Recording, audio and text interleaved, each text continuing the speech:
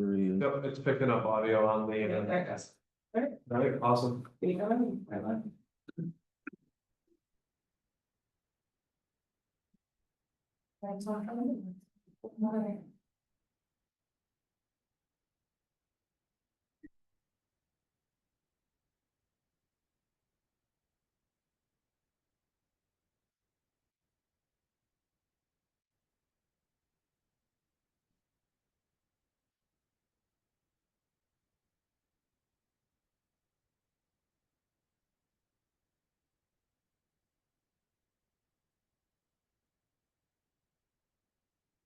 Good evening. Hello, good evening. How are you? No problem.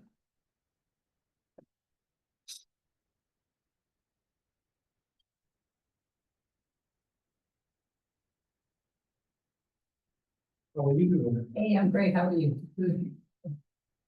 We're moving. That's a good thing. That is, that pulse, okay.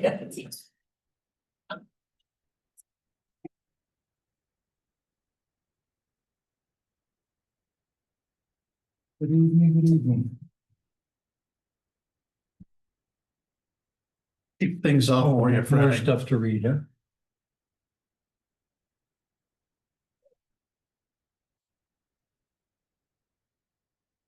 I did the call to order and the roll call. Well, thank you. So we're on meeting minutes 7 approval. minutes. We paused at meeting minutes approval, waiting for you.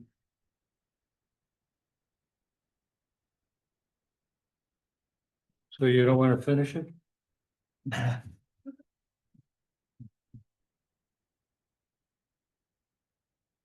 So we need to approve our minutes from February 27th. You did roll call and everything, right? Yes. We got you spotted in. You're in. Anybody have any changes for minutes? February 27th. None here. February 27th? February 27th.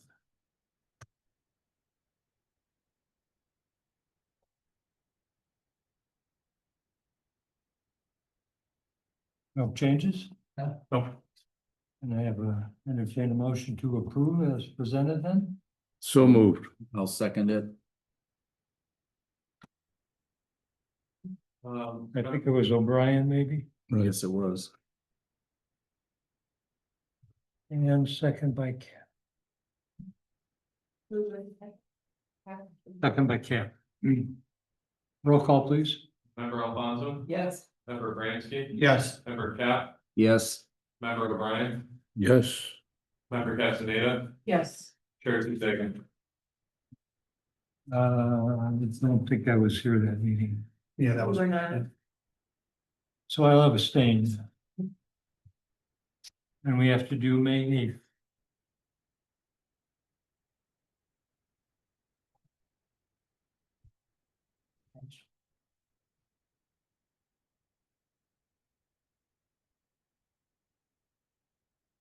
No changes for me. Are we on May 8th? May 8th, yes, sir. Okay. I have a question. I was not in attendance at the meeting, but in the materials, what is presented in the minutes, I have a question about. Yeah. Can I make those comments, even though I didn't attend the meeting? Sure. Okay. On page 6. I sent an email in and apparently there was a mix-up. I normally clarify what we're approving. And it says in the agenda on page 7 in the background should be 1,300 feet, not 1,100. I can't dictate that. I'm questioning that on page 12, it was 1,300 feet, but on page 2, it was 1,100.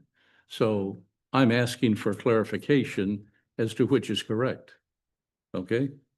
And the next item, findings of fact on page 9, the second finding of fact should reference Tinley Park and not Mokina. I don't know which is which. On page 9, it's Mokina, and page 13, it's Tinley Park. So which is correct? Those were my comments. I believe Mokina was correct. Okay, I don't know that, not having attended the meeting. On page 7.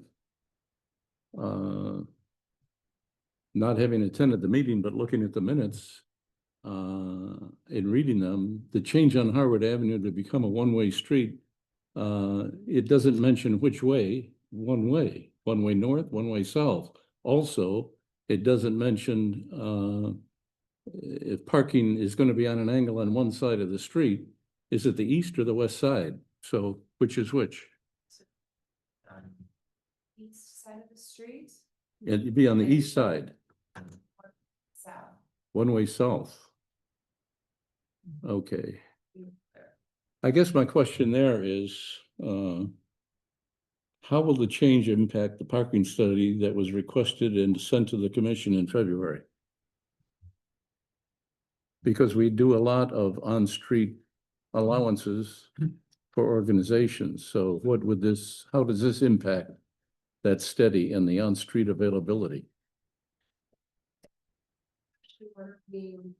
This is one of the suggestions or recommendations from the parking study. To do this, to increase parking. So this was one of the items that they did look at the impact of, and they did address it in the parking study, and that is where this idea came from. I guess what you're saying, it will add to the availability of parking on the street. Okay. Is the agreement for 45 parking spaces at St. John Parish signed, and if so, effective when? It is not signed. It's not signed and effective. It's still with the archdiocese for review. Okay. And there's a comment on page 7 at the bottom that the application was gone over with Member O'Brien. I sent a one-page email Yes. about that, and I suggested it be sent to the commission because I would not presume to do anything, discuss anything, decide anything without a full discussion of the commission. And I don't want that to be misconstrued. What I did do is I prepared and provided you with a review of the standards for the special use, which are 12 questions. They're represented in our materials twice. One set for the staff and one set for the applicant. And the recommendation that I had in the review that I presented was that recently it's been noted that all of the questions of the staff have not been answered, only those that were felt to be relevant. That's fine. However, the duplication of the 12 questions being repeated to me is unnecessary, takes up space, and pages are added to the materials. Why couldn't the applicant question be the guiding one? And if there is a need for the staff to present relevant information, it could be added under the applicant's answer and perhaps in italics to distinguish it from the applicant's answer. And that would save space. That's a good idea. That would save space and pages, Yeah, that's a great idea. We can. you know.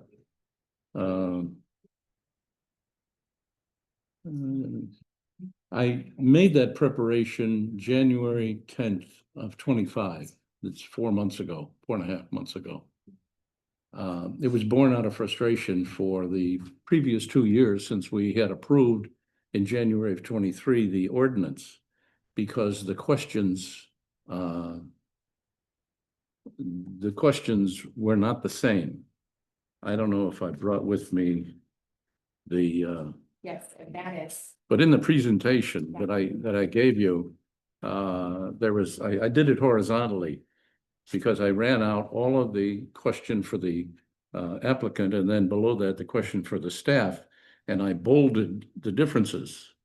Words that were duplicated, words that were missing, phrases, grammatical errors, whatever. words mean things. And there were distinct differences in a couple of them where you could draw a different conclusion. I did not expand on it further, but at some point I'd like to. One question later, don't want to take the time in this meeting, is that I think it's the second question about a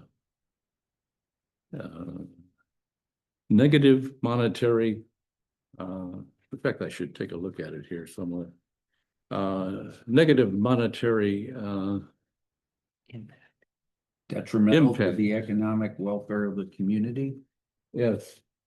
And I was corrected when we were dealing with the Spornet building. Here it is. Will the special use be detrimental to economic welfare of the community? I'd like someone at some point in time to explain to me, how do you discuss economics without discussing them? Because at that time, in that meeting, we were provided with the rent per apartment and the square footage. And those are economic interests. And I went to the computer and I pulled off the average in Homewood. And I was told I couldn't discuss that. Well, the second meeting where it was voted on and finalized, all of that information was conspicuously absent. The applicant the first time indicated that if he had to go to fewer units, they would be greater. The units the first time were 1,700 to 2,100. If they are less and they went from 18 to 15, then that would suggest that they're going to 19 to 2,300. That is relevant to the average affordable rental rate for either an apartment or a house in Homewood, which was $1,291. And $1,000 differed from what the applicant at the time was representing that their rent would be.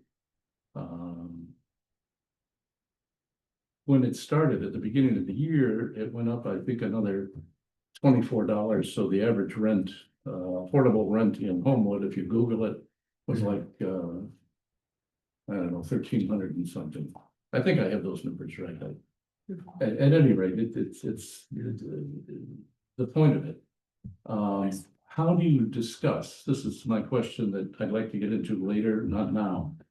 How do you discuss in an intelligent way, a relevant way, that information is economic without discussing the economics?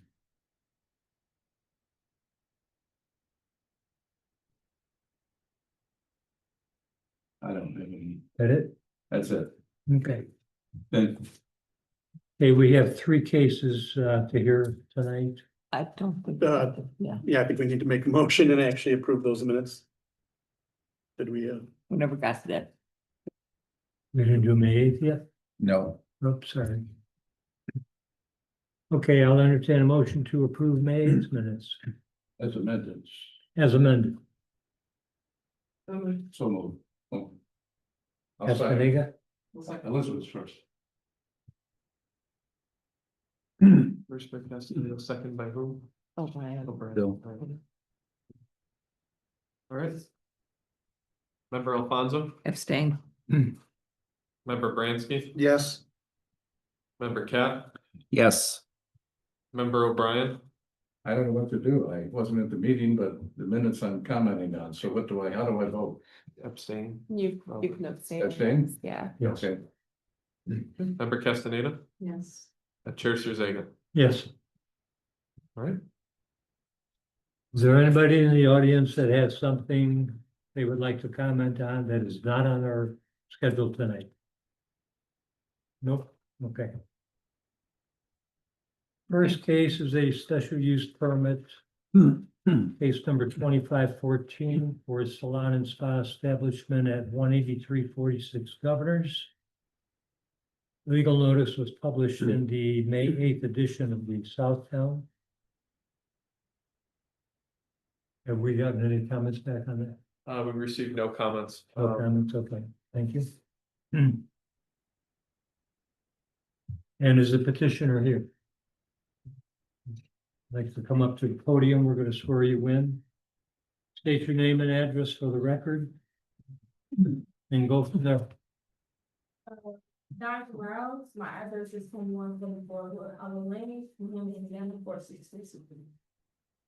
Okay, you want to raise your right hand and swear the testimony you're going to give is going to be the truth. All truth and nothing but the truth, so help you God. Yeah. Okay.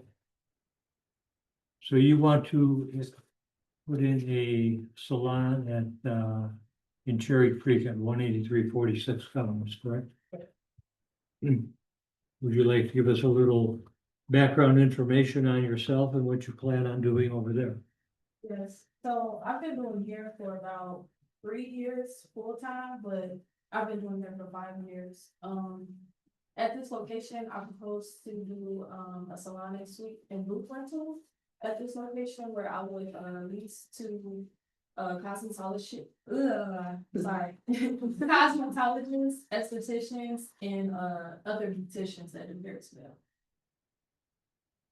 So in this space, I wanted to put 12 additional rooms inside, and I would have 2 booths in the front of the building. You said 12 additional rooms? Yeah, because right now in the building, it's about 2 rooms. Okay, so you have a total of 14, Yes. okay. And you have plenty of parking over there, so that's not a concern for that particular location.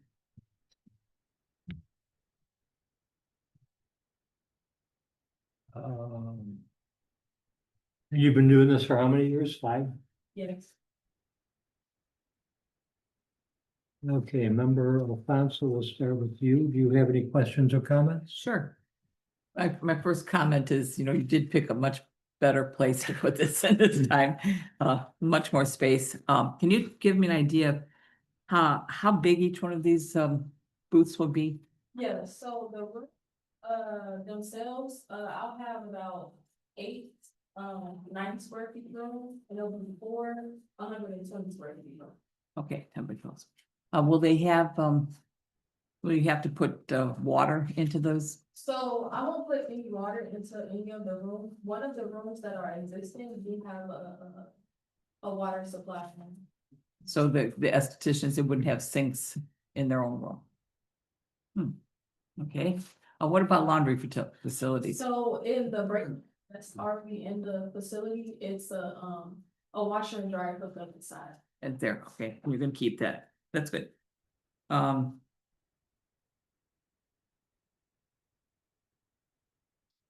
the 24-hour access, how secure is that? So, I'll have a lockbox with the key, and instead of doing it on the front door, I'll probably put it in the back door where I have the employees park. And is there adequate security lighting and stuff back there? I think it's, they have lights that, shine at night, I believe.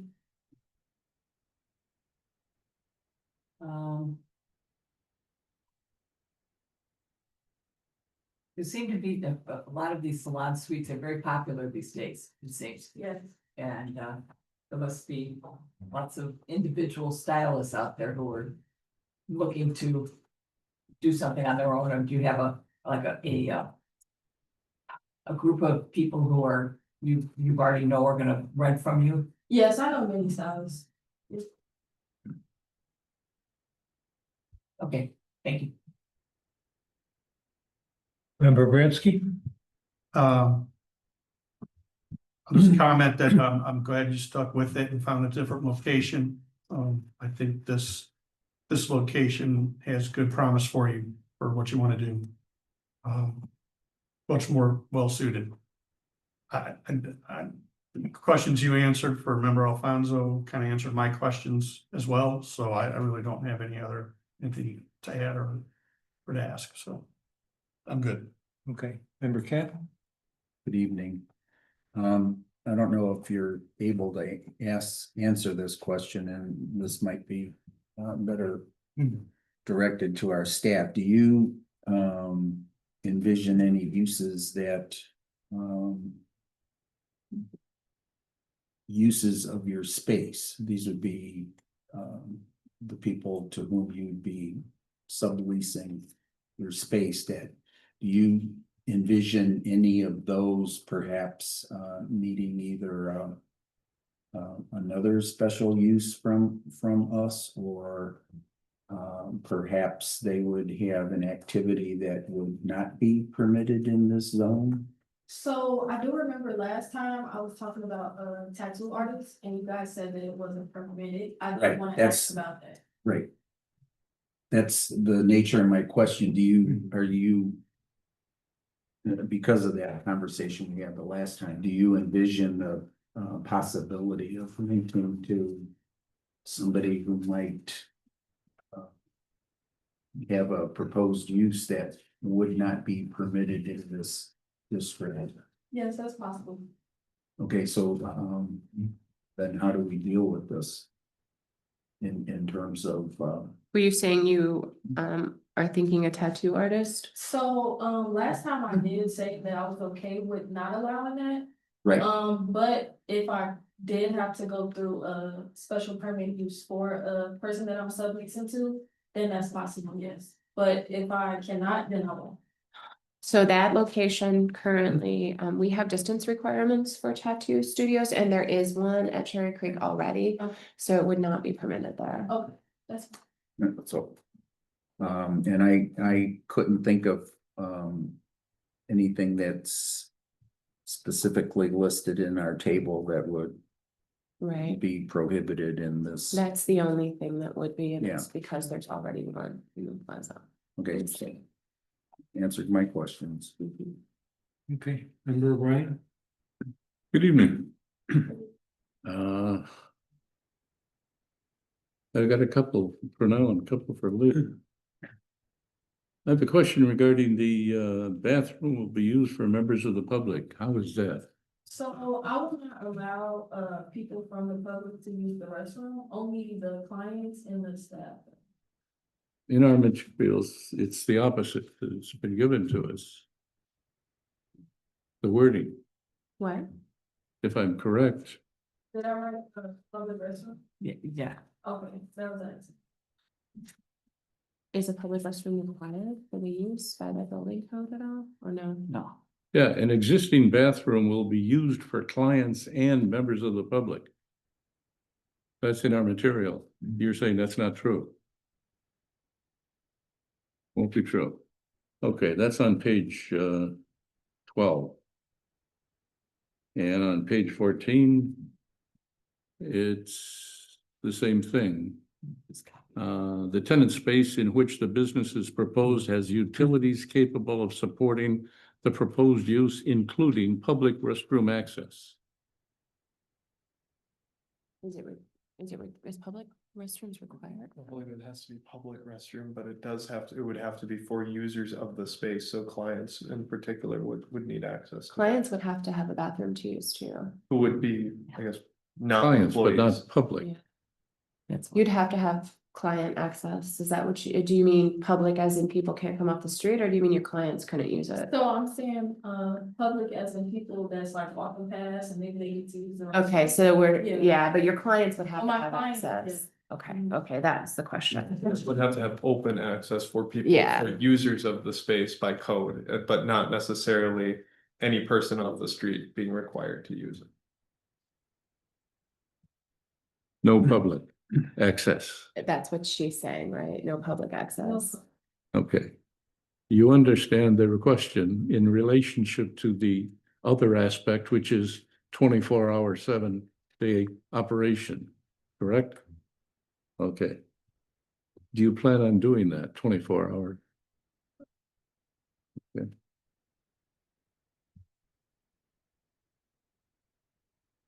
Are there any other, for staff, are there any other 24-hour operations besides a handful? Probably a handful, like, gas stations. I believe that Suites on Halsted is probably, is probably. Which one? There's a new salon suites, Essence Salon Suites on Halsted Street. I believe it's The old 24 hour. Duray. Oh, the old Duray tire. Yeah. Yeah. think we talked about that in it. Mhm. Yeah, that would be 24 hours. So that's the only one. But I, Maybe. Okay. Um. Page 19 has a calculation. It doesn't have a calculation. It has a mention of parking provided, 474. And I just wondered where that came from. In the materials on page 12, it indicates the parking lot has 391, and the owner indicated to staff that they're going to be adding another 15. That would make it 406. Where are the other 68 coming from to make 474?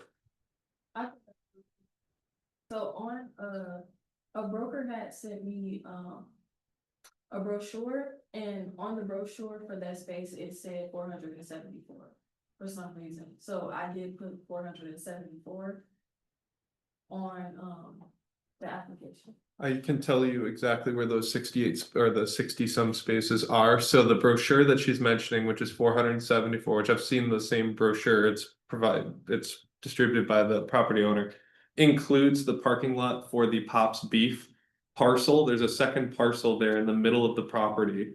That is for forever yogurt there. So you're saying the outlots. So when I calculated 391, that did not include that, that the parking on that parcel. It only included the part of Cherry Creek, which is all shared by specifically the Cherry Creek Plaza. Okay, so those three outlots then represent 68.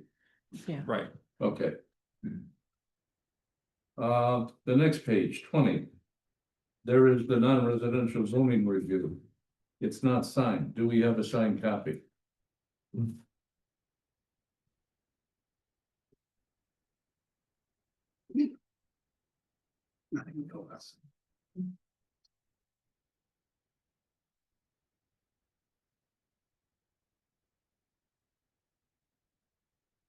I can look into what the document original had. It's possible that was an issue with the PDF export. Diamond, I know we talked about, we had issues where you had multiple layers of text kind of piling up on the PDF when you exported it. So I can look into that with the original applications to make sure we have a signed copy from that. Okay, so you'll follow up with them.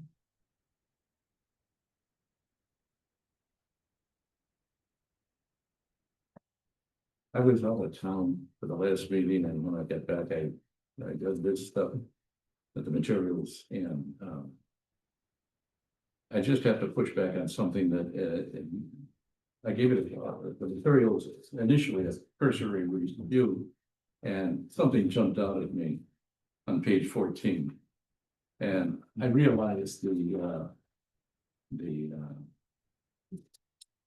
literalness of my pushback. It indicates that the public meeting, the Planning and Zoning Commission failed to recommend approval of a special use permit. What I take exception to, what I push back on is it's a poor choice of words. Planning and Zoning Commission did not fail to do anything. What they did was exercise their responsibility in to the village and to themselves in not approving a special use permit at the time. But the language failed to just hit me. So I just want to make a comment on that. okay, That's all. we can look into using different language.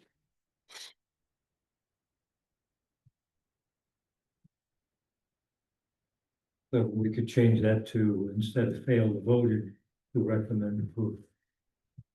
So I wouldn't make a change to that because I don't think it's germane to the decision here tonight. I think that's something that you want to take up offline.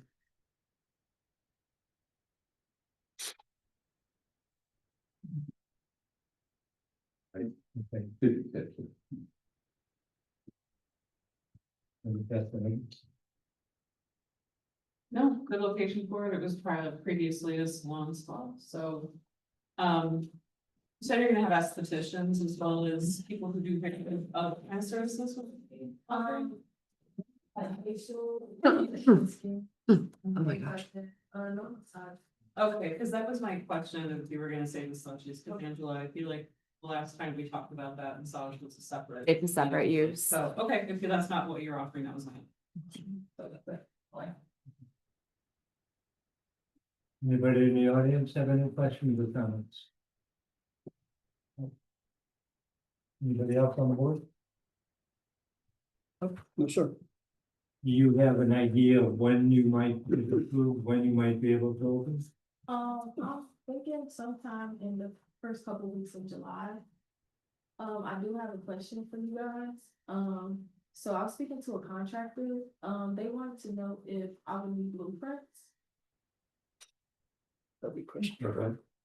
It depends on the extent of the work you're doing. Okay. Yeah, but the building division will let you know when you apply for your business license.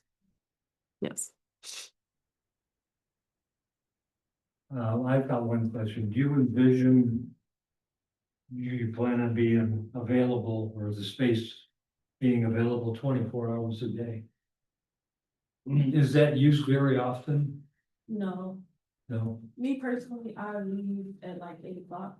Plenty of people also do, but sometimes, you know, it's an emergency. People want their hair done late at night. They go like, okay, and they might want to come at 12 a.m.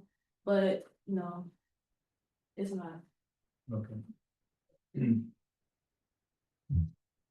They charge extra for that.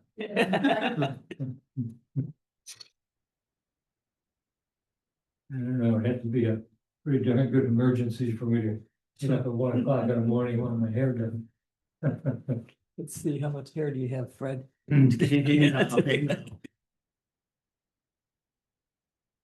right, anybody else have any other questions or comments? If not, I will entertain a motion for case number 25. 25-14. Yep. For special use at 18346 Governors. Mr. Chairman, I'll make that motion. Recommend approval of case 25-14, a request for special use permit to allow the operation of a salon and spa establishment in the B3 General Business Zoning District at 18346 Governor's Highway and incorporate the findings of fact into the record, of which there are 9 items listed. Okay, we have a motion by member Bransky. Do we have a second? I'll second it. Okay, second by member Alfonso. Roll call? Member Alfonso, Yes. member Bransky, Yes. member Cap, Yes. member O'Brien, Yes. member Castaneda. Yes. Chair Zuniga. Yes. Good luck. Good luck. Good luck. You. Yeah. All right. That's it. All right, thank you so much. All right. All right, if everybody doesn't mind, I'm gonna skip the sign code and go to the next case and then come back to the sign code. Good decision.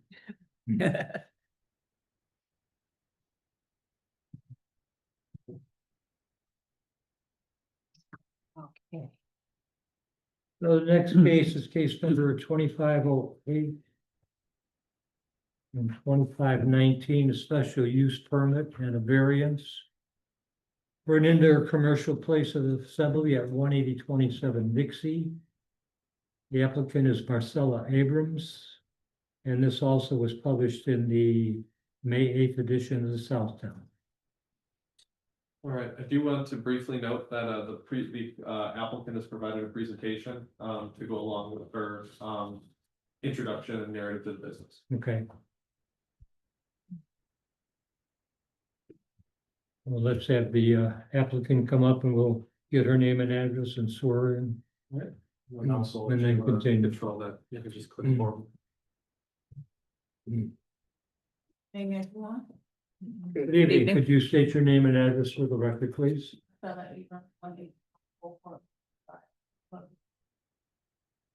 Okay, will you raise your right hand and swear the testimony you're going to give is going to be the truth? The whole truth, nothing but the truth, so help you God. Okay. So you have a presentation for us? Thought it would be easier, but I have to use it if you all don't want. to the effort, we wanna see it. No, I mean, it's great. Uh-oh.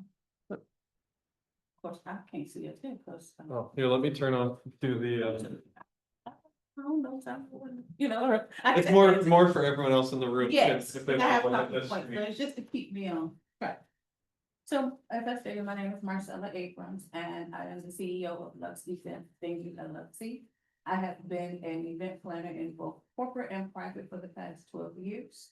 I usually find spaces for my clients, but it's becoming a hassle of getting either the spaces that I normally find for them are too large or too expensive, so transporting all of my items back and forth from venues to venues just becoming taxing on me, so I said, why not cut out the middleman and have my own space where my clients can come to.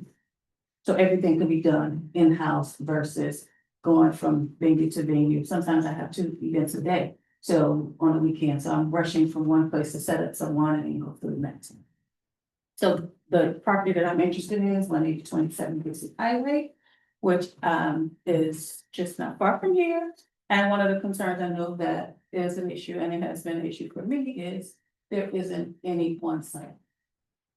Which, as I discussed with the staff, for me, when I go to an event, trying to find parking, sometimes I'll leave if I can find parking. So I typically try to come with someone so that I won't be by myself walking at night or having to walk 2 or 3 blocks. So for the parking situation, and I tried to rectify, I did a little driving around in the neighborhood just to see other businesses that may have parking. And I've drafted letters to them so that I can potentially lease some spaces if need be. And also street parking, and I've talked to some of my current clients, and they have said that they wouldn't mind doing ride share, carpooling, or public transportation. So. We can provide, so we're gonna be a multi-purpose center, not just events. I also do corporate workshops and trainings. So, I have a not-for-profit as well that I'm starting, and I would like to have some of my board meetings occasionally in this space as well. I'm looking to have a small space. I know there are other spaces in the area that service 200 people. I don't want events that's big. Nobody really knows 100 people that they would want to celebrate intimately. So I wouldn't want my clients to have events where they're just inviting everyone. Just, you want people that are there to support you. So I'm looking to support an event space that will hold 65. The space is about 1,800 square feet. I won't be doing any structural changes. The floors right now are not done. So that will be the only thing that I can see that's major that will need to be done. I did notice when I went in there that the floor isn't level. So a contractor will come in and let me know what needs to be done with that space.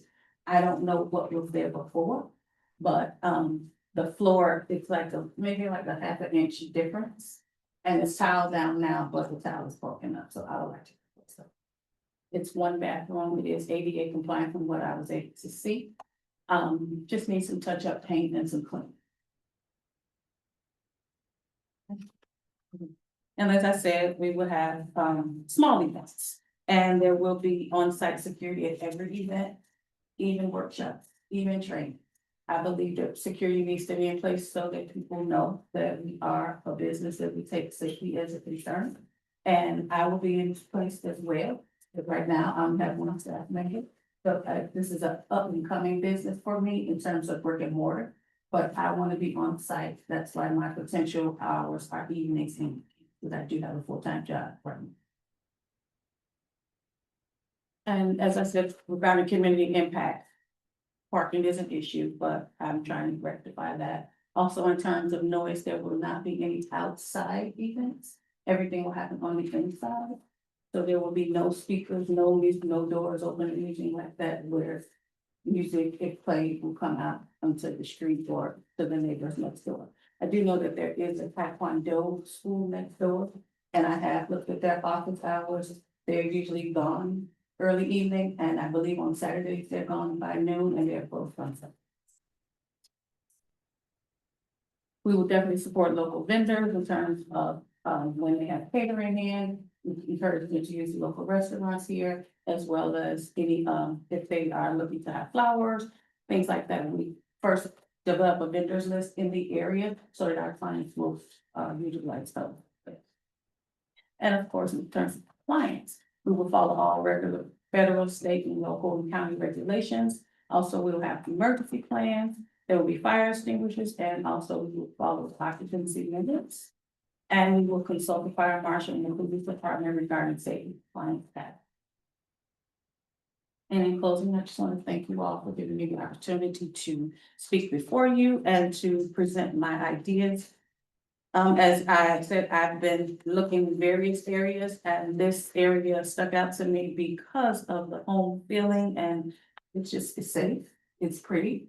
And I'm familiar with the area. I support a lot of the businesses in this area and I've been through here at night. I walked to the parking lot from other restaurants in the area and I felt safe. So I had my realtor look around places and this was the most affordable as well as in terms of square footage, as well as not needing a ton of work. And also my clients currently live in the area and the surrounding suburbs, so. Okay, And my contact information is here if anyone needs it. And I am ready for any questions that you may. all right, I've got a few. You said your hours would end by 10 or 11 at night. 10 during the week and 11 on the weekend. And there won't be many weekday events. Just like if someone has a Friday evening early event, everything will be done. And how many days a week would you be using the space or have it rented out? Every day if No. possible? That's how it works. So a few of my clients may do like, product pop-up shop. That may be a early Saturday afternoon or Sunday afternoon. Also, I will have scheduled tours during the week, but they're by appointment only. No one will be showing up. It will definitely be by appointment only, and I will do the tours.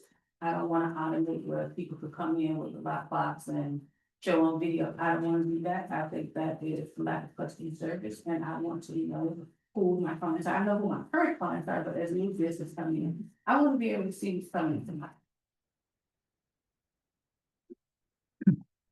Okay, how long has this particular business been in business?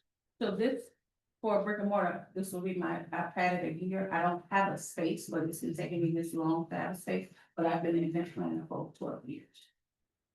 Okay, but you, I've been renting other people's spaces, so if my clients want to have a wedding, but your company Lux, this is, it's a year in January, it's actually. okay. And how many employees do you have? Two. Two. And where, do you have a corporate office somewhere? I have a virtual office in Frankfurt. Okay.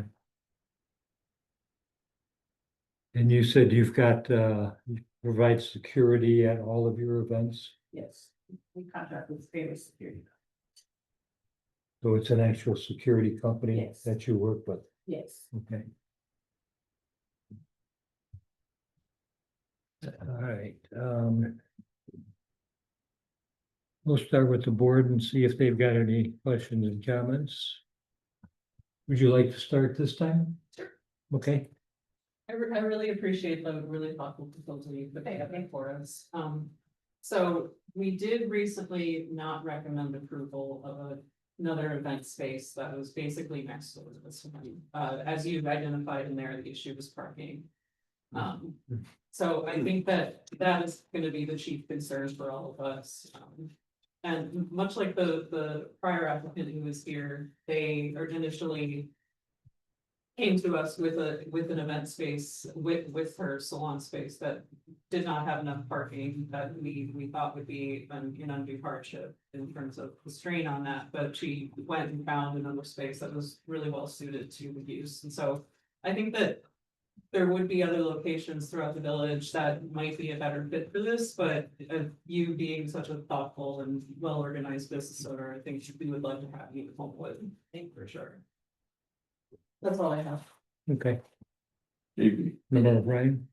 got a question on page 37 for reference, our material, it says.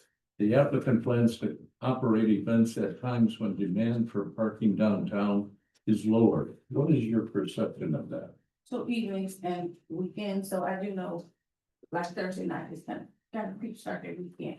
I won't be here on Thursday night because again, I work on Fridays. So I'm thinking Fridays may not have a bunch of events, but Saturday afternoon and Sunday. So it's typically less crowded versus being on Monday through Thursday night.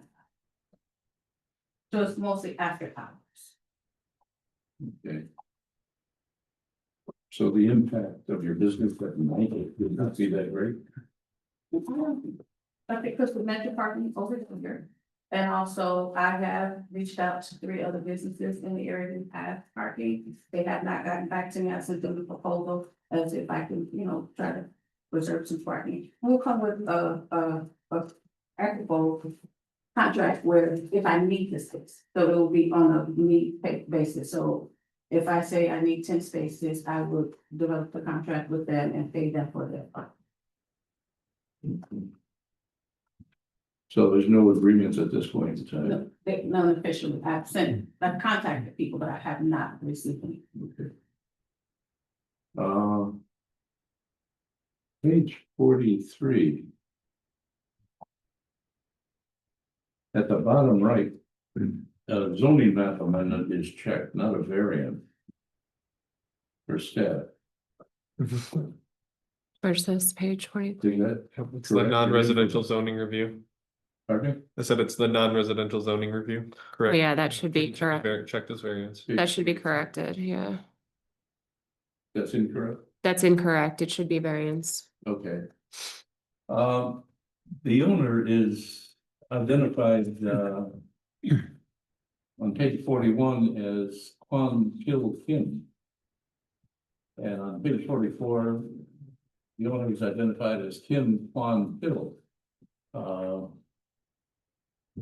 In Korea, the surname is First. So years ago in the 50s, Sigmund Rhee, who was well known, was actually Rhee Sigmund. So this is the same individual, but we should identify what his name is. Kim is the most common surname in Korea. So Kim should be first, right? So in Korean, it would be Kim Kwan Pil, but in the United States, it's Kwan Pil Kim. So we should fix on one. Okay. Make them consistent. I don't have any more. Okay. Member Cap? Good evening. I think you are pretty well aware of the issues here. I mean, you've, to your credit, you've formulated a plan to try to address them. In situations similar to this, we've perhaps have tabled your petition until you get some sort of response from various adjacent property owners with a surplus of parking for you to use. I mean, that might be a prudent course of action. Might not be. I mean, I'm not in your shoes to understand your position with how you want to accomplish this. This parking's really, just to talk very briefly about it, and I may have a question ultimately in this, but it's always tough to determine how much parking you really need based on your event space. I mean, we've had discussions of places like this indoor assembly use where we talked about how the fire department might evaluate the space for occupancy. There's sometimes, and it came down to whether you have people just standing around, whether you have people available to be seated and whether or not, excuse me, you might have tables and chairs for people, and it all translates into different capacities, let's say, for the building. And where I'm going with this is the capacity for the building really determines the amount of parking you need ultimately. Does all this? Yeah. Okay. So my point is, you're probably wisely limiting your capacity to 65 people. Cause I think that's people. And Yeah. I don't want anybody having large events because do you really know that many people that you would Yeah, like to no, have? yeah, I get it. I mean, yeah, you've really thought this out. You know, I mean, you are to be complimented for that, but again, just to come back to it, even 65 people, you know, where in God's good name are we gonna find 65? Worst case, if everybody drives individually, where would we find 65 parking spaces? And, you know, we've heard, you know, you're not the first person, I hate to tell you, you're not the pioneer here, you're not the first person who is proposing something like this. So we've heard all of the comments, we've heard all of the suggestions trying to persuade us, you know, well, my clients will carpool, or my clients will use public transportation, and, you know, yada, yada, yada, yada. At our last meeting, and you referenced the juice bar, we had an informal discussion after the case that really talked about, well, you know, the village staff is very good at trying to make more parking available for people. But the problem is, you know, the available parking might require a walk of a couple of blocks. And you yourself mentioned this, that you sort of did a little reconnaissance on your own to look to see how parking occurs, and if, especially after dark, if people have the perception of safety and security. So, I mean, it's all very good, but, you know, it really comes down to parking, and we don't want to be well, some of us don't want to be overloading a situation that at times can be kind of stressful. So coming back to it, and this is for you to consider, that maybe and maybe not, if you would consider for us to table your petition until you have some sort of response from your the people to whom you've made an outreach. I mean, it's a suggestion. I like I said, I sent it, I made phone calls, as well as I had a formal letter sent to 3 people. So, but again, they hadn't responded back, and we'll be following. So for instance, you know, our staff memo reports that you contacted. Yeah, and I mean, that's the closest place, you know, that would be perfect for you. And it's, I think, 32 spaces, which is roughly half of what your parking requirements might be, you know, based on your 65 maximum capacity. So it's just a thought. But the reason I bring this up is that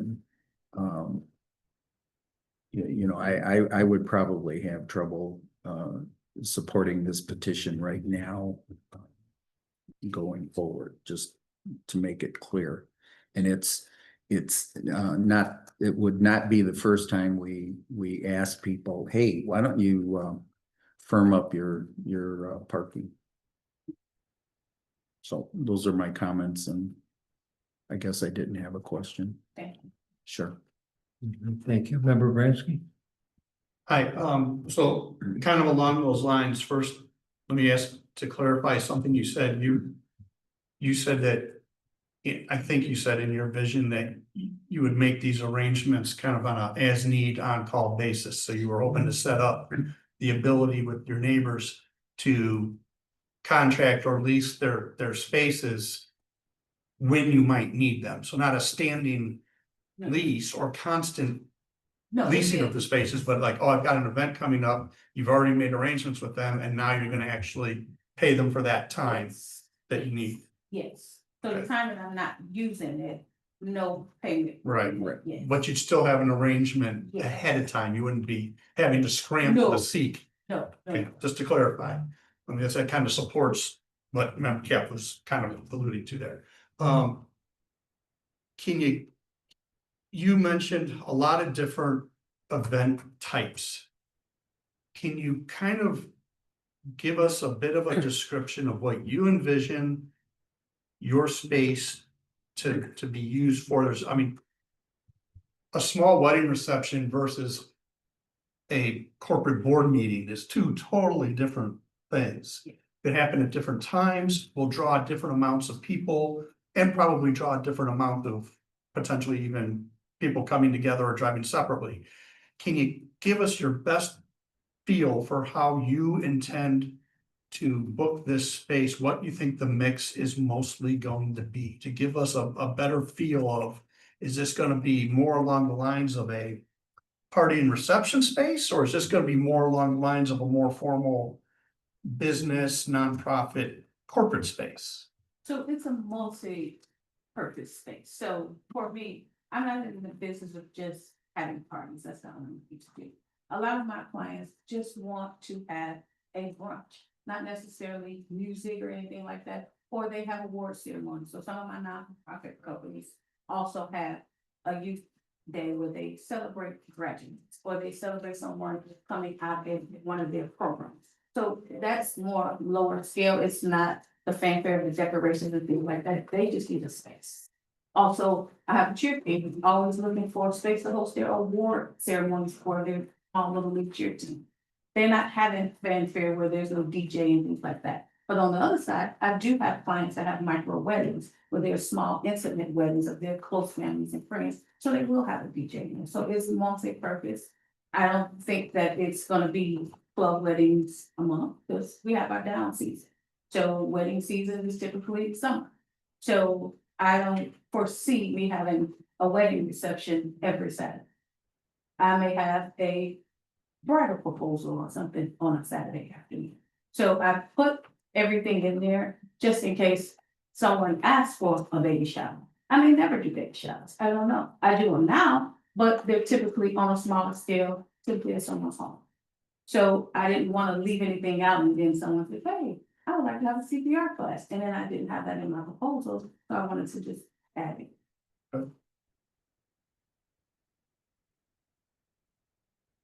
That, for me, anyway, that's helpful. But they, again, like. Member Cap was saying that, Member Castaneda was saying we want to be as pro-business as possible here without squelching out the existing businesses from having their ability to have the parking, you know, on-street parking.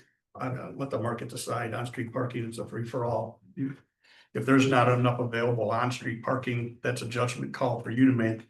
And if you can procure some leased as needed parking, that's to your benefit. Whether you can get those arrangements ahead of time and give everybody a level of comfort, or just you know, give good faith that you're going to pursue them. That's up to you. I don't have any more questions, but I thank you for that description, because that helps me understand a little more of what you're trying to do. Thank you for your feedback. And that really helps me to understand how many people might be in the space. Boy, I wish you were in another space that had the parking, because it sounds like. It's, the problem that I've been having is landlords really want you to pay a whole lot of money for a space that needs $25,000 of work. Yeah. And that's the problem that I've been having. My realtor actually found this space because her father had a business in the area and she was leaving her father's business. And so I typically don't look for spaces that don't have, because I know parking is an issue for people. But I went into the space, I like the exposed brick, the size is perfect, but parking is an issue. That's why I took it upon myself to ride around to see businesses that had lots. I even contacted the church that's 2 doors down to see if that's a possibility. So unfortunately, they have not gotten back to me. The 3 businesses that I did contact haven't got back, and I plan on making additional calls until I get something. Even if I get a no, at least I get something. So That would really be a game changer. Have an agreement in hand to come back to us with. Yeah. So, I just have to agree with the commissioners who suggest that perhaps you wait until you do have it in hand. okay, thank you. Thank you. How many employees did you say you have? 2 and me would be 3. Because in the information that you provided us, you said you have at least 4 employees to support the proposed business. That has changed. One went off to college. Pardon? So I lost one. One decided that she was moving to go with. So we'll change that to 3 employees. Yes. And do you plan on having like tables and chairs or something Yes. available? Is that Yes. kind of what you're thinking? Yes, it'll come with the space. Okay. And you mentioned you would have these on kind of off days of what's going on in downtown Homewood. As much as possible. Yeah. Well, because I can't compete with Copperfield and places like that, because they're open, but, like I said, we won't be staying open late. But basically, I have to be there and I want to be there with that night.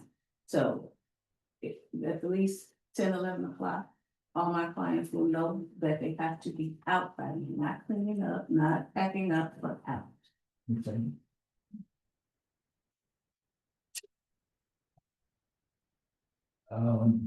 Yeah, the big issue for that particular space is definitely parking. Because there's absolutely no parking. And you contacted, The dental office as well as I sent a letter to the church and believe it or not, the library. and what was The the last? library as well. Hmm. Haven't heard anything back, but I did No. try. There's a,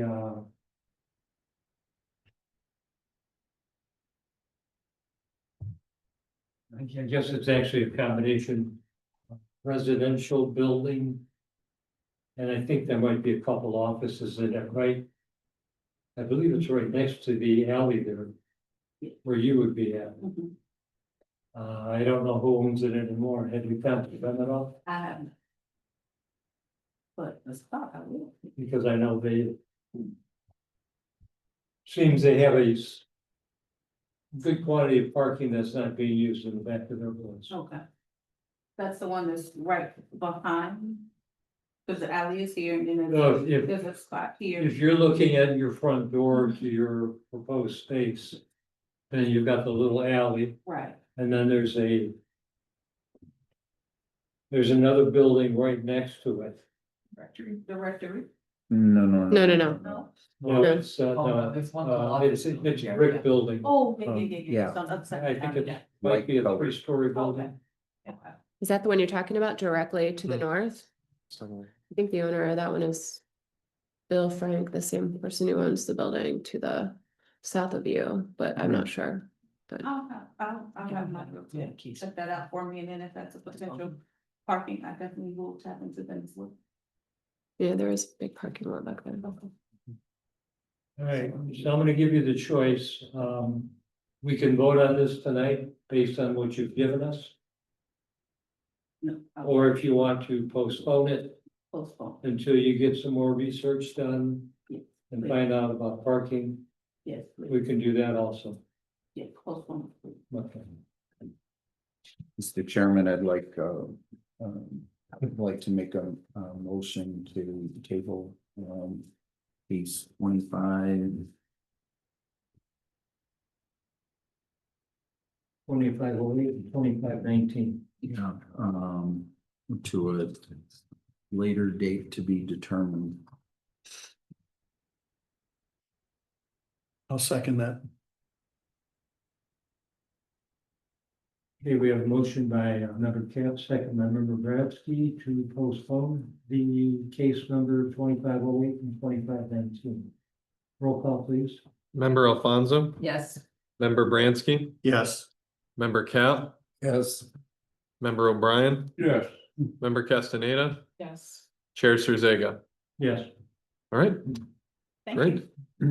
And we You know, can the, continue to talk, Okay. to work with you on, as you hear back from these businesses, or as you work through that, you can reach out to us at any time. as Thank you well. so much. Thank you for your time. Have a good evening. Good luck. Thank you. The church is under new management, so it might be a good. Yeah, we know the Might big be a good guy. That's right.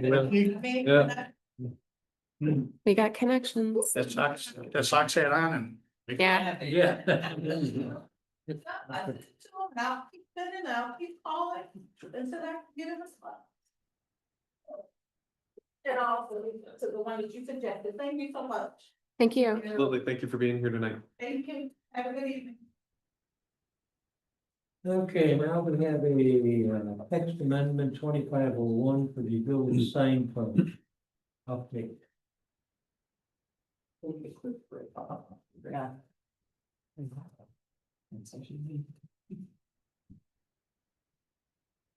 Can we take a brief recess then, if we have? Yes. Do we have any waters in the fridge, do you know? Andrew one? Otherwise, yep, restart. Anybody else take a water? Yeah, I'll try it. Thank you. No, thank you. Bill, would you like one? No, thank Got anything to go in it? I've got my. All right, beautiful. What's that? You have anything to go in it? In the water? Yeah. Not any crystal light or anything like that? I think he was thinking of something. Oh, I don't think he meant Crystal Lake. uh, I think it was, splash or something. yeah. Can you tell I went to a dry college? Yeah. That's what they call it. Come on, Noah.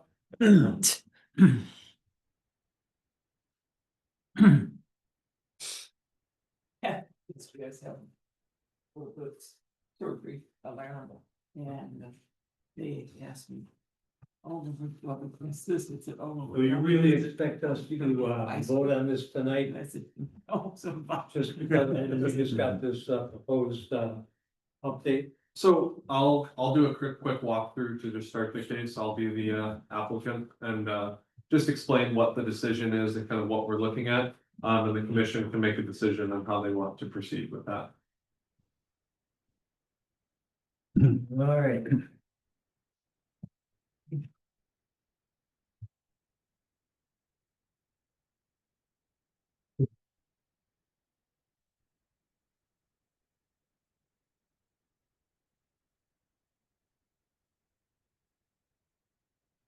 Very desperately to keep up.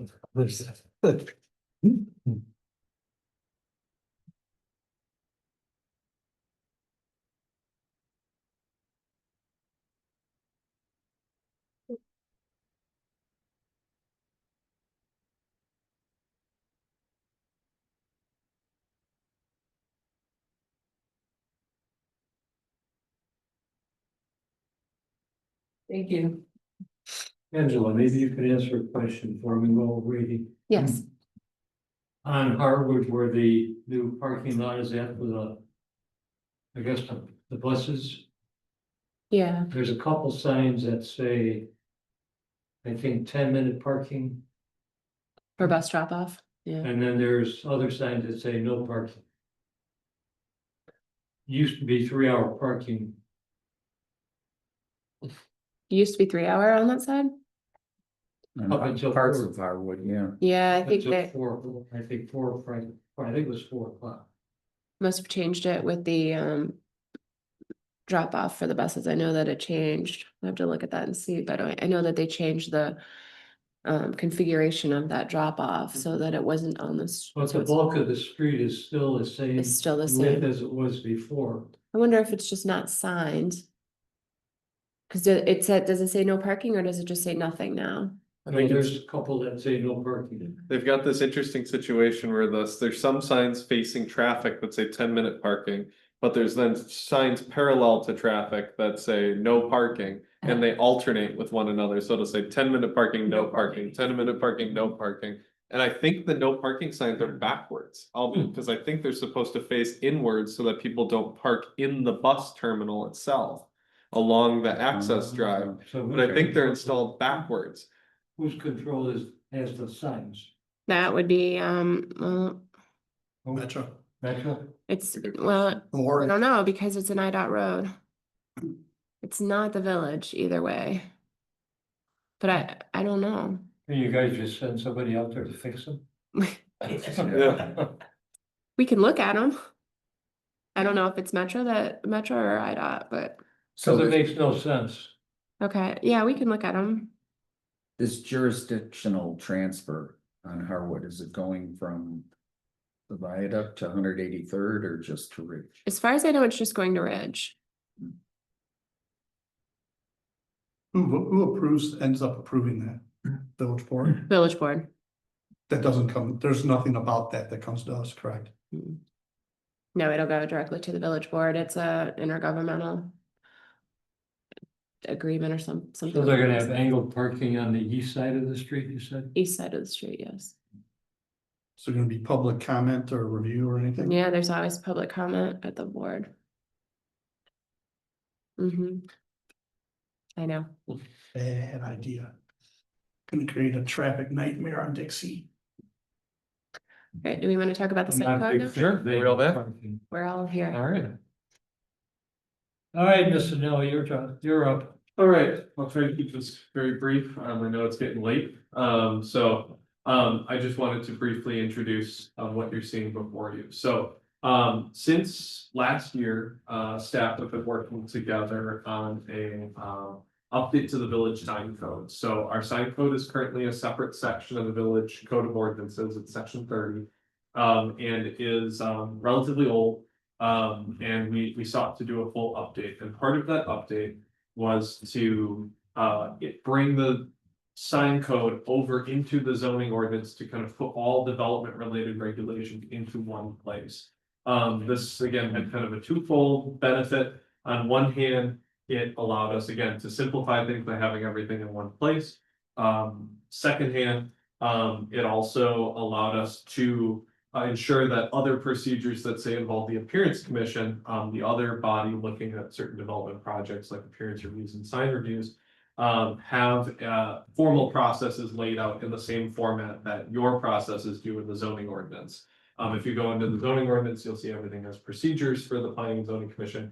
Appearance commission has not had that same level of formality, and it's something we wanted to look at as we look at bigger projects in the village, things like that. So it's important to do that for our reviews. So that led to that paired with research that we did from other communities of what they're doing with their sign codes, which increasingly are moving into zoning ordinances to kind of again create kind of a place where all development regulations are in one place. We followed that lead with a recommendation to include it in the zoning ordinance. So with that in mind, what you saw in the packet was actually just the introduction to the sign code project and an outline. And the reason for that was that the decision that's before the Planning and Zoning Commission is actually related to whether it is appropriate to put the sign code into the zoning ordinance, and if the structure of that proposal is adequate to fit in the zoning ordinance. The content of the sign code, all the nuts and bolts that you see in the packet that was provided for you at the time of the meeting, are generally regulated by the appearance, or mostly regulated by the appearance commission. The appearance commission uses those to oversee, again, the sign reviews that they see. They are, again, that's one of their areas, their powers and duties is signage reviews, in the code, in the village code. And so what we've brought for you again is a question of, is the text amendment appropriate to move the sign code into the ordinance with the structure that's provided for you in the outline in the packet. We've also furnished you with a copy of the sign code material, which again, is more the purview of the appearance commission. But it is provided for you. Again, what I wanted to do is just lay out the question that is around this text amendment. If the commission believes they need more time to look at the actual sign code text to make a decision, that is something you can recommend. But the question before the Planning and Zoning Commission is it appropriate to move the sign code into the zoning ordinance and amend it in such a way that it is included? Again, content is more the purview of the Appearance Commission, who uses them to make decisions. So with that, I can answer any questions that you have about this text amendment. Okay, what if we move it into the planning and zoning? And we don't agree with the appearance commission's vote? Can we change it?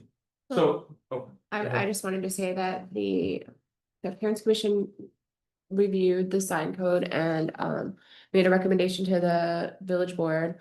The village board has to adopt the sign code, so there is that public process. But what we're looking at tonight is just whether or not you want it to be in the zoning code and not at the content of it. Mhm. So there is that process. If you had comments on it, we could share that we can review those comments before it goes to the village board for final approval, I think, as an individual or, you know. It's all really good comments. Yeah. And then looking ahead, it's also in code that a project should generally get all of its planning and zoning commission reviews done before it goes to appearance review. So, well, the reason we do that is that we don't want to create situations where we look at design review before, say, a piece of property is properly entitled and has, again, the general site plan layout, the structure, the zoning compliance, all reviewed by the Planning and Zoning Commission. So there shouldn't be too many instances in the future where there's, say, a conflict between the Planning and Zoning Commission and the Appearance Commission's decision, because they're often looking at very different things. The Appearance Commission is again looking at matters of appearance to the village. So we've interpreted that as appearance review, conformance with the appearance plan, which usually they're looking at elevations and things like that. And then signage as well, which the Planning and Zoning Commission does not receive any signage reviews. All of those sign review duties lie with the Appearance Commission. The new code allows the opportunity to defer to the village board, but there shouldn't be an instance where the Planning and Zoning Commission is looking at a signage specific review.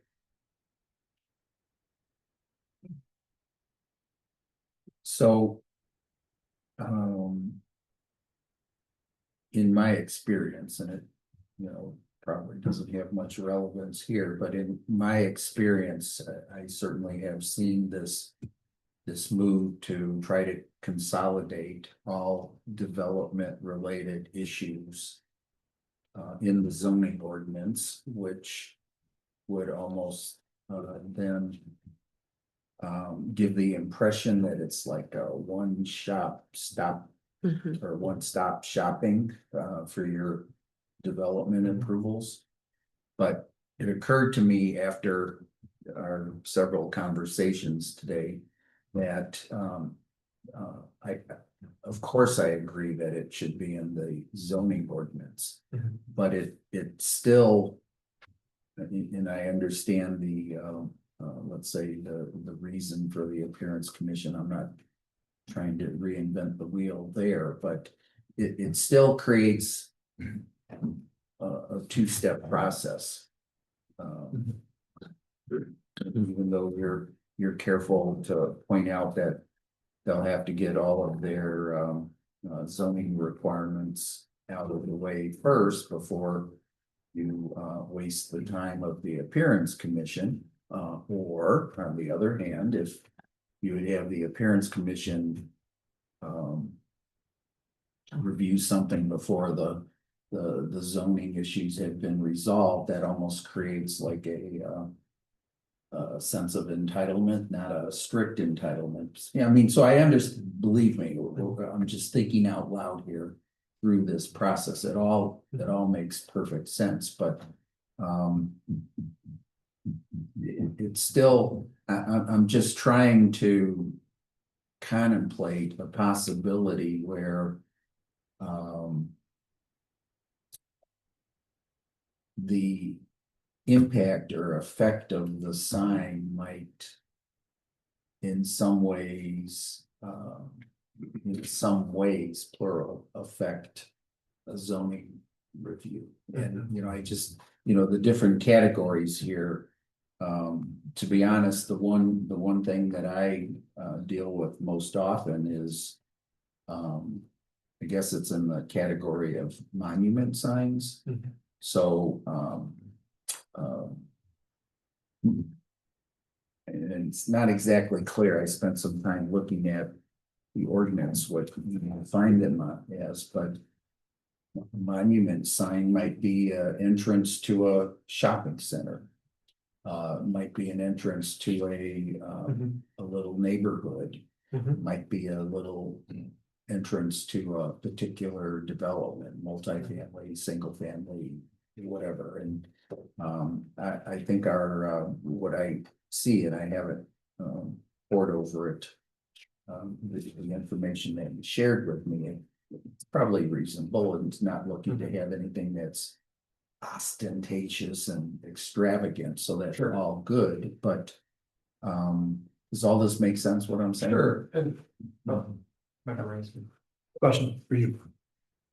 So you're saying like a monument sign, wouldn't the site plan review be where we would be looking at the Well, see, placement? this of is the where location? I'm dancing around it, and I was just, exactly, Yeah. this is what I'm saying. But you know. the appearance of what it's made of or what it looks like would be their Or the purview. size, Where yeah. it is, or the size or the placement would be our purview. Well, this right? is, yeah, Is that what you're saying? we're talking, this is a I brainstorm. was trying to I'm follow not- you. Well, you're following it very well, that would have been the next thing that I'm talking Exactly. about. Sure, and you're right, when we do let's say we have a site plan review, right, let's say it's a new restaurant, and they wanna put a monument sign in, and they. Place one on their site plans, right? When we do our zoning conformance review for a site plan review, it is fair that if there's a minimum setback for a monument sign, which is included in the text that's before Mhm. you. It is, we would want to ensure that they're not proposing a monument sign that is wildly out of place for, that's against that code. It would want to be compliant with our village codes. Sometimes we already give you a write-up for signage. We always say final signage review is done, separate through the sign permitting process, which can include the appearance commission. But again, if they provide that, we want to look at it, because if they, let's say they put it in the wrong spot and they need to move it. Well, what if, say, their access drive needs to change position? Well, then that's definitely a matter of the planning and zoning commission do the site plan review. So, Yeah, well, one of the things that, I've, and you wouldn't know it here, because we really don't have had too many situations like this, but Mhm. a very real problem with monument signs at either intersections of streets or intersections of streets with driveways is the placement of the monument sign in what is generally referred to as the site triangle. And We had that at the brewery. exactly, to use that Right. as an example, a lot of, so I mean. I guess what your comments, Seth, and what your response, Noah, was that if a application, a proposed site plan has a monument sign designated, then we would be able to review it. We would look at all those features, but whether it's Right. made of brick So or you steel or Yeah. lights up or is Not painted, the that's the secondary, appearance right. commission's problem. correct. But the actual placement. you know, Or size is it or gonna block- height, yeah, that's us. Right, Now, I have been aware, not necessarily involved with situations. I was attending a plan commission meeting and analogous situations, and the circumstances were that this was, as I recall, it was a mixed use commercial, residential on the ground floor and residential up on top, and they wanted a monument sign, and the site was cramped, let's say, and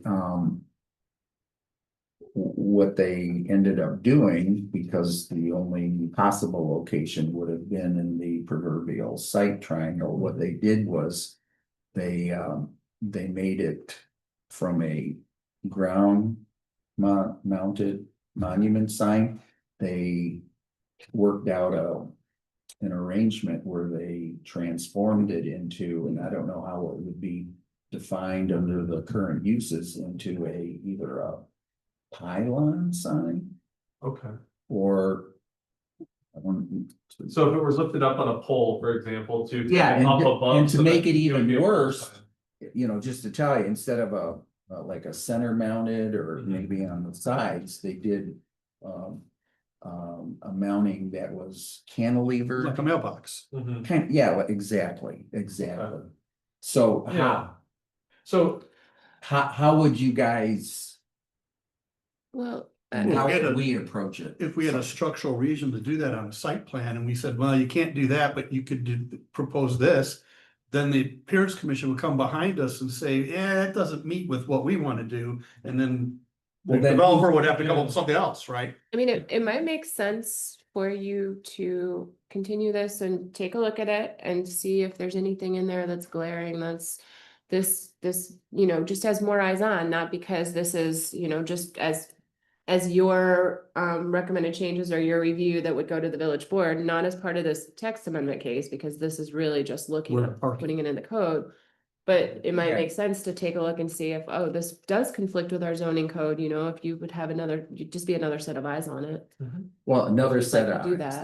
that was the point I was trying to make Right, Yeah. in I our mean, conversations. If you want to do that, Yeah, Yeah. it's up to you. now, just to throw out some other ideas, how are, what category do murals fall into? They're in Glad you asked. So first, let me really quickly back up for 2 seconds and address the site triangle issue, right? So that is something that was a bit of a challenge to interpret with the old sign code, and so you'll find in the current code, which again, you may want to review and put additional eyes on, but each sign type now has more specific standards related to that sign type of where they can and can't go, how they can and can't be designed. Such that things like safety are maintained in construction standards. There's some language that's clarified to say it should not obstruct vehicle visibility, things like that. So there are some of those things are integrated into that because we're aware of those challenges that you have sometimes with signs, especially some older signs around the village. So I just wanted to comment that if you wanted to review it as well and continue it, some of that material you will find in there. Regarding murals. So what actually has been done here, and because it's been a bit of a question mark, right? If somebody proposes a mural, who reviews it and what do they review? And so we had our mural in the alley, for example, here downtown go forward, and the appearance commission met the artist and did a bit of a discussion and got some input. But there wasn't really a formal process of any sort of review. So what this code does is it creates, it designates public art, so murals, sculptures, things like that. As an accessory use, essentially, it's an accessory use that has an appearance review process that is established with it. And so in that section, there are a set of standards that are written with some input from how other communities regulate murals and you know, art, things like that. Things that really try to avoid anything touching the content of the mural, because we have to be really careful with that.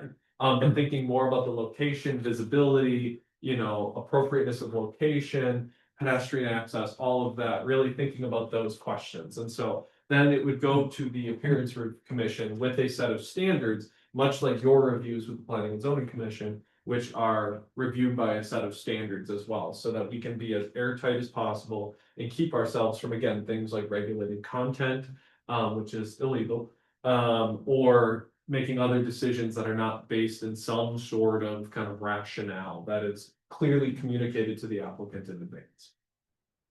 Well thought out. And just to clarify a question, this is strictly towards art type murals, or would this count for, like, say on Portillo's, where you had part of their painting scheme is basically a mural on two sides of the building? Does that fall into that as well? Or is that signage? Right. Or is that neither? Well, so this gets into the definitions of a mural and a painted wall sign, and really it comes down, and this is very difficult, and this is again where sometimes additional eyes can be helpful. Is about commercial intent, right? I'll use a case from a past planning case that I worked on. So if we had a dog kennel and the dog kennel wanted to paint on its building, and we ended up having a court case related to whether it was a mural or not. And ultimately, because there were dog related items and items in the mural that were related to the brand identity that the courts deemed of that business, it was commercial signage and thus could be regulated by the sign code as a painted wall sign.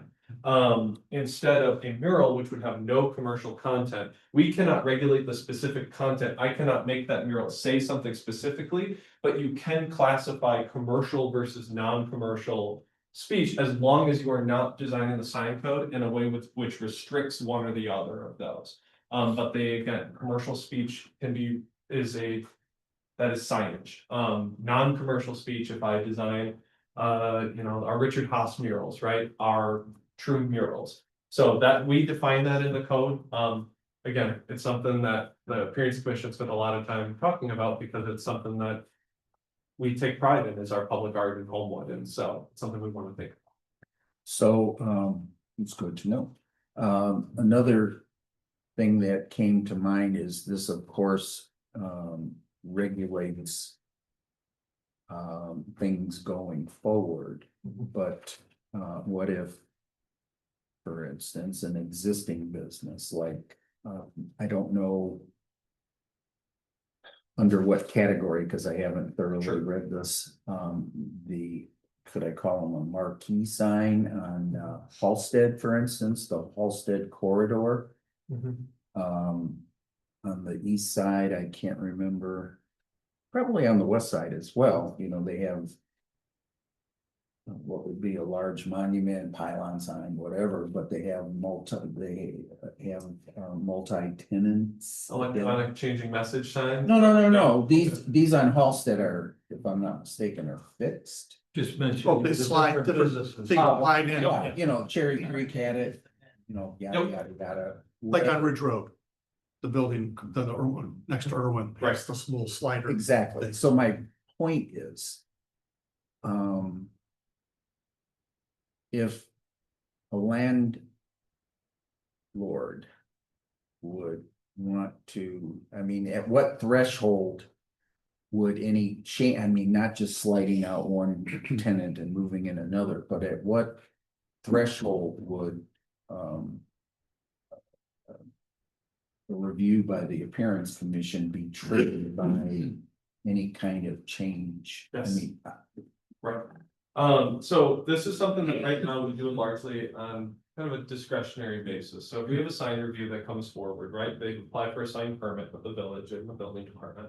And they need to, generally, we will look at it as staff. And when it's something that's something like a sliding out a sign in in sign copies, that is something usually we just look at internally. We make sure that it's, we're not doing something that, say, violates the structure. It's a very simple review, right? Because it's replacing existing copy.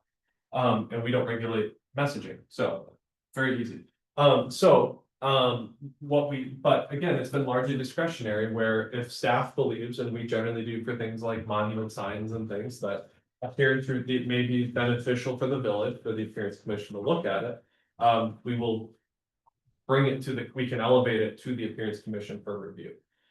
So what we did first in this code. Well, can I sure, interrupt you? absolutely. I want to say that also, anytime there's a sign variance, it has to go to the Appearance Commission. That's not discretionary. So right now, the only time a sign has to go to the Appearance Commission is when it needs a variance from the code. And, it's not in the zoning code, so at this time, there aren't standards for the variances.